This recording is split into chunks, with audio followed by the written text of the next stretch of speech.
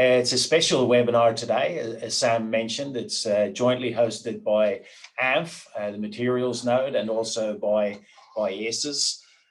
So here at the University of Wollongong, we're the headquarters for both of those entities.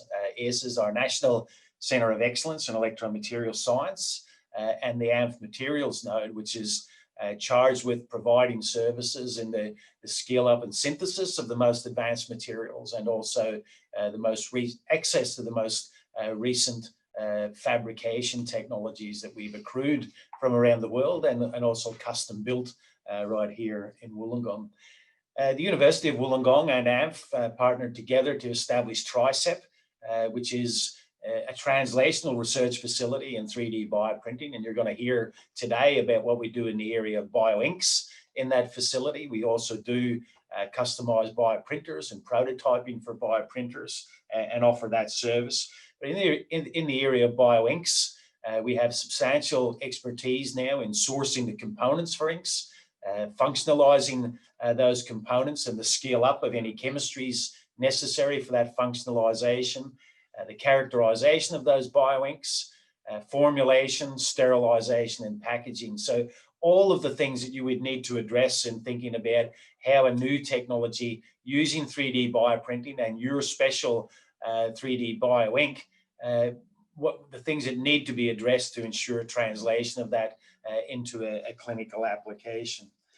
So my two colleagues today, Sanjeev and Afsaneh, are going to be talking to you about what we do in the area of Bioinks. We've got a couple of little videos, and we're really keen to get a conversation going with you that we will start today, but we will continue to have with you hopefully in coming weeks. Because while we provide a service in preformed bioinks that we make, the service goes above and beyond that, and that we're very interested in helping you scale up the synthesis of your designed bioink and optimizing all of the other practical issues that need to be addressed to ensure translation. So I think I hand over first to Sanjeev, and then he'll probably hand over to Afsaneh as we progress. So yeah. Welcome again, and look forward to an exciting session. Thank you. Thank you, Gordon. Thanks for the introduction.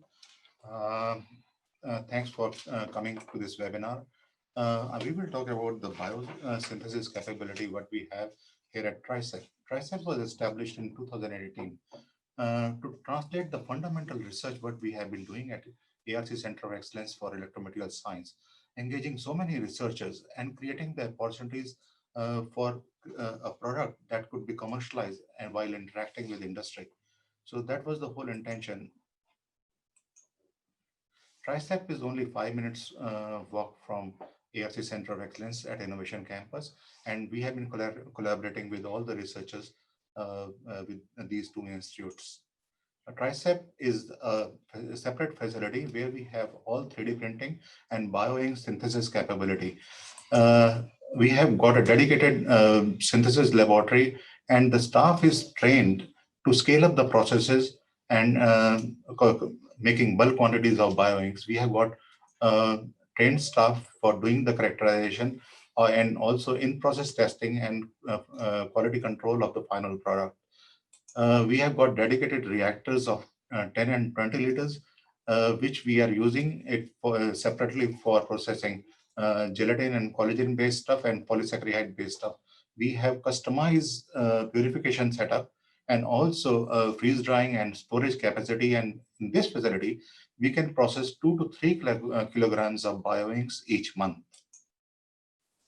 The trend is growing rapidly for the use of these bioinks.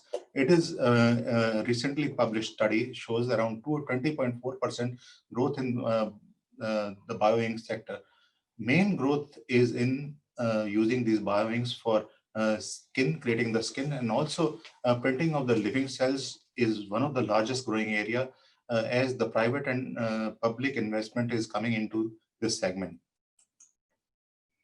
At TRICEP, we have been doing the sourcing, starting from the sourcing to chemical modification and purification, sterilization and to dispatch. We have been documenting all the processes. Since these products are under research stage, we have been engaged in doing the stability study of these materials and we are doing the real-time stability study. The entire process is under documentation, and we are moving towards ISO 13485 accreditation of the facility for making the bioinks and also for the printers. There is a commitment from the director of the center, Professor Gordon Wallace, and also from Associate Professor Stephen Byrne and Professor Peter Ennis and myself to implement these systems at TRICEP. Dr. Afsaneh Khansari and Ms. Karani Ruberu both are working for creating the documents for bioinks and for its characterization and for sterilization. Mr. Michael Pallas, facility coordinator and quality control manager, is facilitating the training of ISO 13485 and also coordinating with everyone, auditing and inspecting the procedure what we have documented and moving towards ISO 13485. So there are a whole list of biomaterials what we have been working on. As such, these biomaterials are not usable because they don't retain its structural integrity while printing and after printing. So we have to chemically modify these biomaterials. We have been modifying, starting with gelatin, as we have been modifying and putting the photo cross-linkable groups and changing its properties, mechanical properties, its rheological properties to best suit these materials for 3D printing application while keeping its biological compatibility and also cytotoxicity, but we have been functional groups we have adding to these biomaterials. So the process of making the from gelatin to GelMa is pretty straightforward.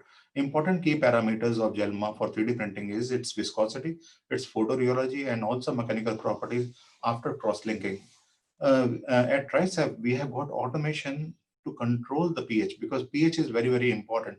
We have automation to control during the synthesis. Also, we have got automation for the purification. And as a result, we get high yield of the final bioink and in a reproducible manner, which is very important to have the reproducibility of the entire process. So starting with gelatin, we can do the modification of gelatin with a different degree of functionalization.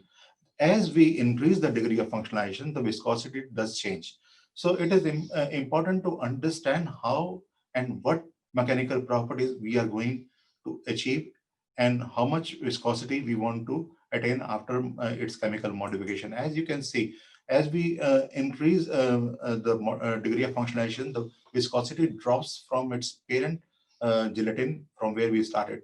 As we further increase the degree of functionalization, the viscosity further drops. So we have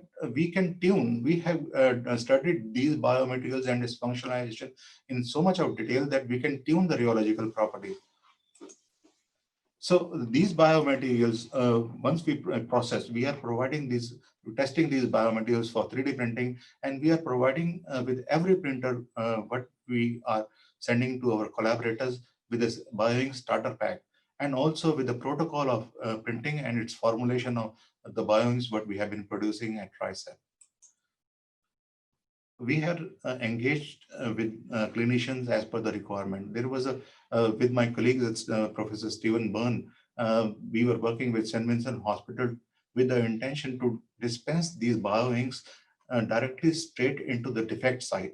So for repairing, to address the knee cartilage repair, our collaborators from St. Vincent Hospital wanted to develop us a device which can be easily held.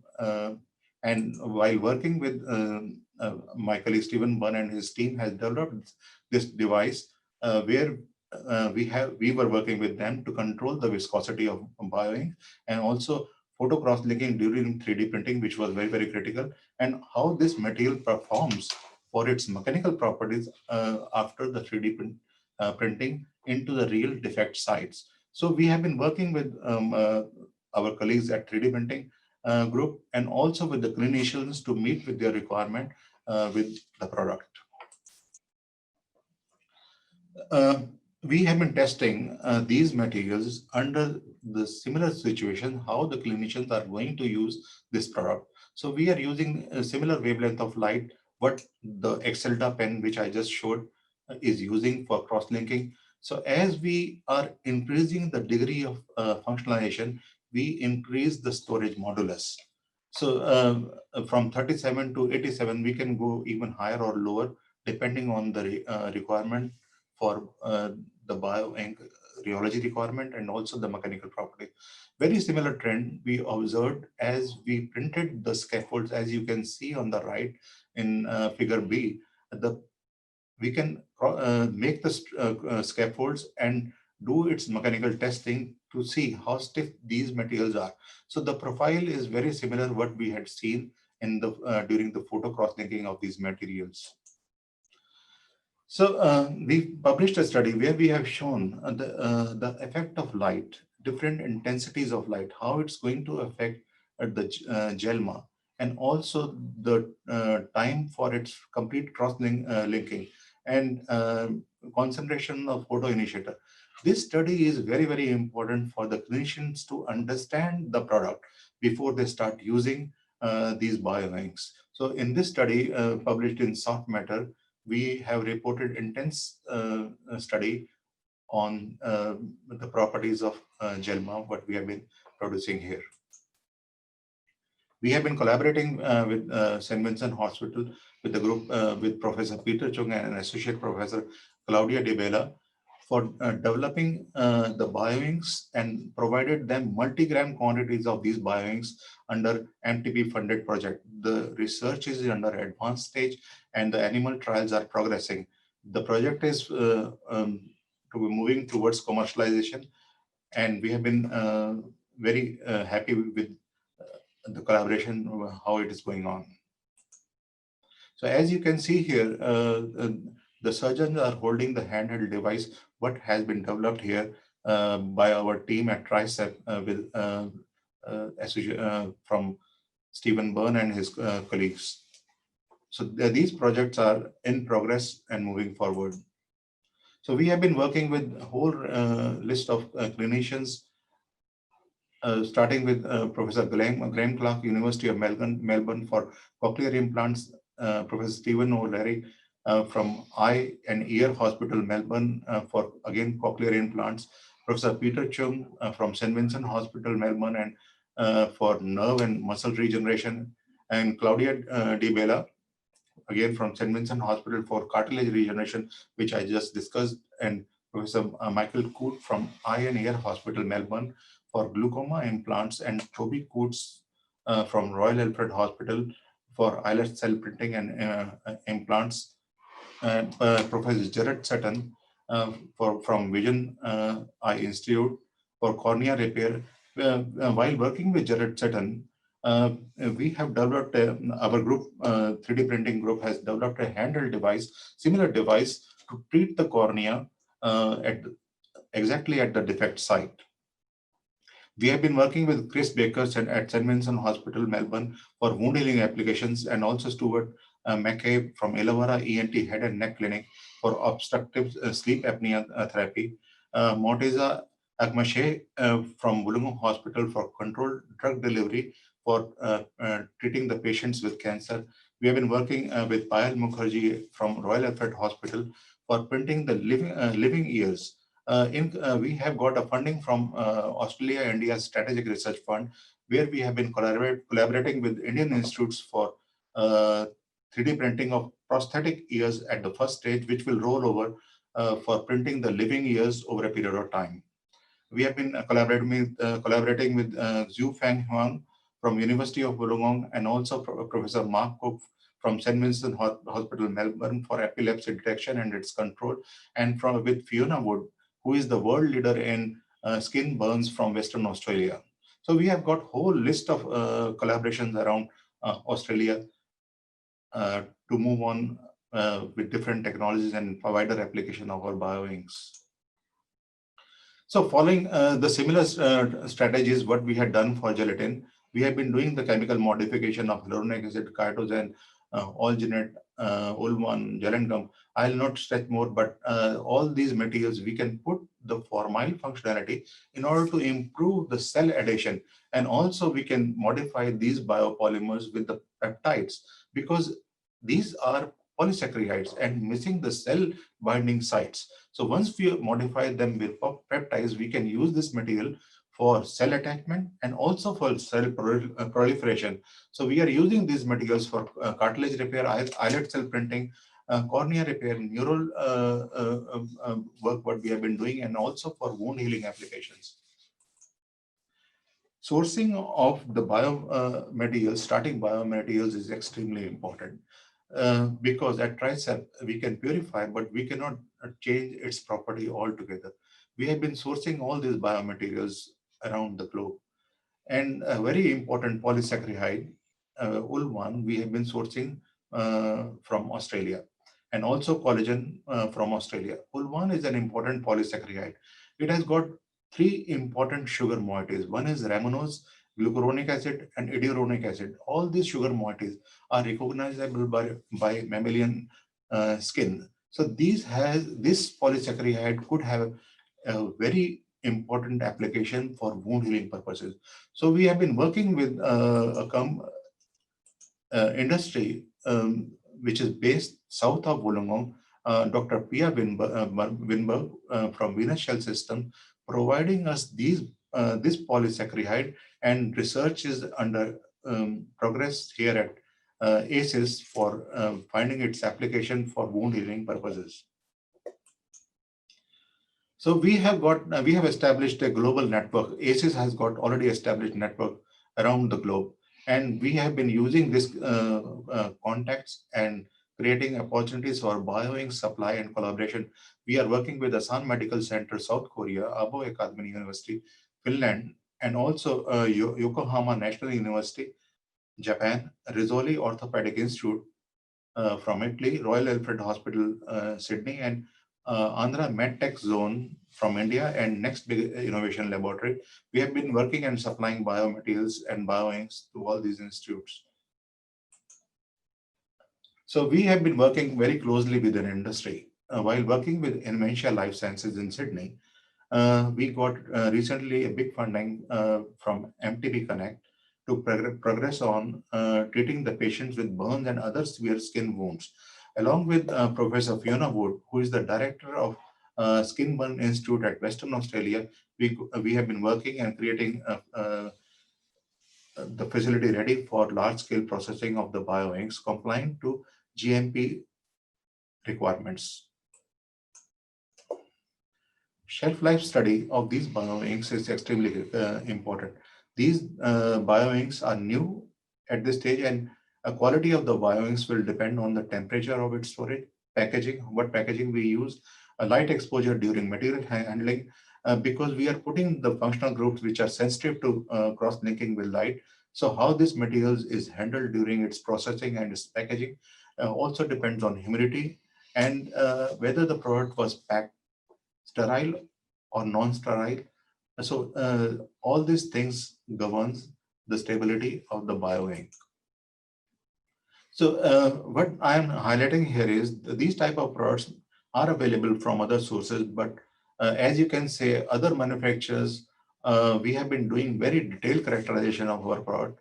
And as you can see, we are providing a lot more information to the clinicians and to the end user to best utilize this material for their application of 3D printing. So I will hand it over to my colleague Afsaneh Khansari to talk about the capabilities what we have for the characterization and for the packaging. Thank you, Sanjeev.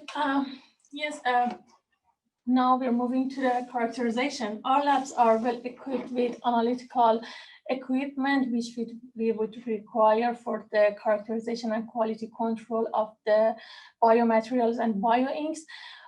There are some biomaterials have some certain properties like which very important for the bioprinting, like viscosity and photo-rheology, mechanical properties and composition.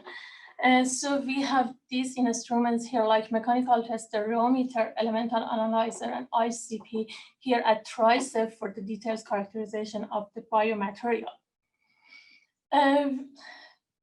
The reliable sterilization of the biomaterial is very critical for the clinical practices. Therefore, we developed protocols for the sterilization of the bioinks, as like GelMa and HAMA. We examined 3 different methods of sterilization, including filtration, autoclaving, and also ETO, and which ETO showed promising method for the sterilization of the GelMa and HAMA as it had less effect on the chemical and physical properties of the biomaterial. It also showed a standard printability after sterilization. We've done this work in collaboration with St. Vincent Hospital and published the outcome in Biofabrication. As bioinks are temperature-sensitive products, we developed a protocol for packaging and shipping this biomaterial under cold condition. We are also using a sensor to monitor the temperature and also location during the delivery, ensuring that the temperature does not drop during the delivery and when it delivered to the end users. And also, we gratefully acknowledge the financial support from University of Wollongong, Australian National Fabrication Facility, MTB Connect, and ACES. And thanks for your attention. So if you've got any questions, stick them in the box, or you can just turn on your microphone and ask. But I've got a question here from Beijing, from Jigu. The development of biosafety and preclinical work in Bioinks, first one in clinical therapy, and which would be the first in clinical therapy. So yeah, I can start on this. Obviously, as my colleagues have shown, we do a lot of work around the sterilisation and packaging of the bioink formulations before they leave TRICEP to go into the labs of our collaborators. Of course, each and every application in that clinical environment requires all of the safety studies to be carried out in preclinical trials as well as in clinical trials as well. I think the inks that are probably the most developed in terms of finding their way into clinical therapy are those based on collagen, and also on that denatured collagen that Sanjeev and Afsaneh spoke about, that being GelMa. However, there is quite a lot of work also on nanocellulose-based inks and also on alginate-based inks, but I think they would be the 4 that are at the forefront of real clinical applications. Do you want to add anything to that? No, you answered all the questions, Gordon. But the source, as Gordon mentioned, the gelatin, we have been sourcing from a reliable manufacturers who has got limit of endotoxins as well in the starting materials. So sourcing is very, very important to ensure the quality as well. And there's a question here from Andreas. Are there any methods for inline monitoring of the chemical reactions? And he suggested like Raman, but of course it could be other spectroscopic methods. As I did briefly mention, in-process monitoring of the quality is absolutely critical, because when we are doing the chemical modification and putting peptides, which are extremely expensive, to ensure what we are getting as a final product, in-process monitoring is very, very important. And we have been doing this in-process monitoring by taking the samples and checking the degree of functionalisation, mainly by NMR and other techniques which are more relevant for the bioinks. I think there is a growing need for this, though, Andreas, and that is, the need for inline monitoring systems, not only during the synthesis and purification of the bioinks and their components, but actually during their utilization as well in 3D bioprinting. So I think this is a real space for further developments as we go forward. Is there any other questions? As I say, turn on your microphone if you like, or tap it into the box. I'll just ask Sanjeev to clarify.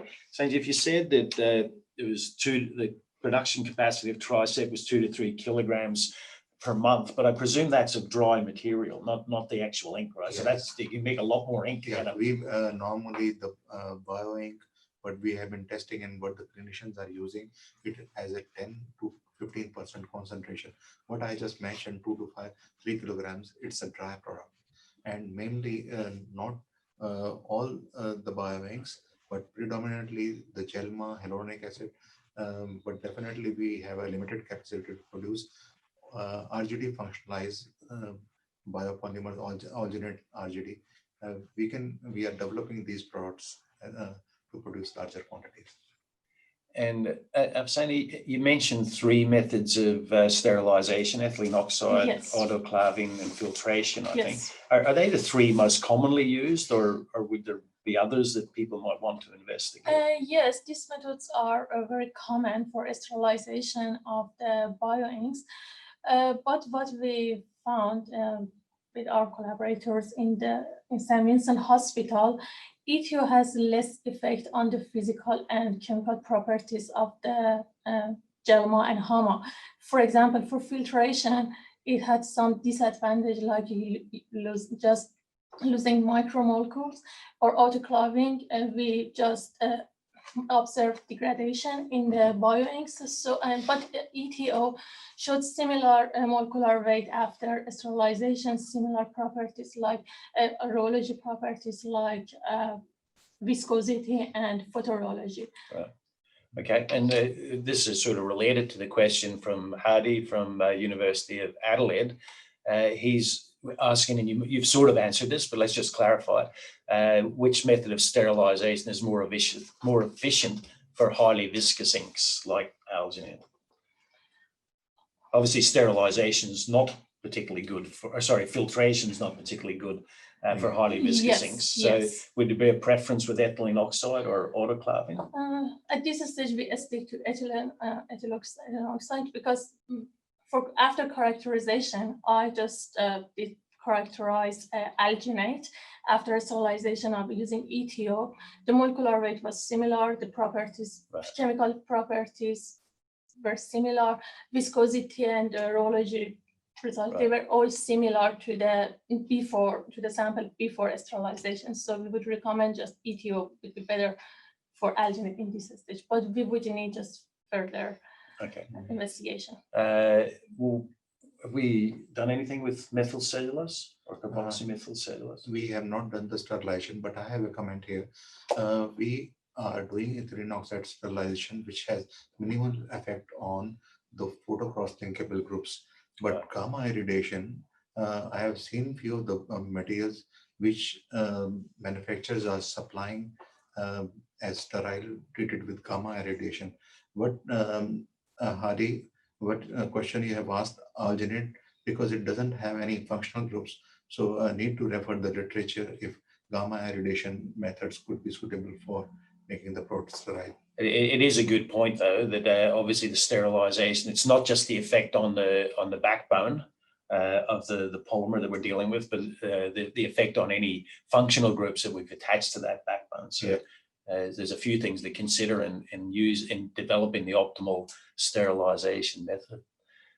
Look, our time's just about up. So thank you, everyone, for joining us today, and thank you for the questions. As I said at the start, this is really just the start of the conversation. Please don't hesitate to contact myself or Sanjeev or Afsaneh if you have any questions at all about Bioinks, the Bioinks that we're producing in our projects that we can make available to people. But also, if you have bioink formulations that you're developing for your own research or for clinical applications, and you need assistance in the sourcing of materials and the scale up of the formulation or of the synthesis and formulation, packaging, sterilization, any of those practical components, please don't hesitate to contact us here at the ANFF Materials node at TRICEP here at the University of Wollongong, and we're here to work with you to try and facilitate and accelerate the translation of advances in 3D bioprinting into real clinical applications. So thank you again for joining us. Huge thanks to Afsaneh and Sanjeev today for a very exciting presentation, and we hope that we can keep the conversation going, and we look forward to working with you all.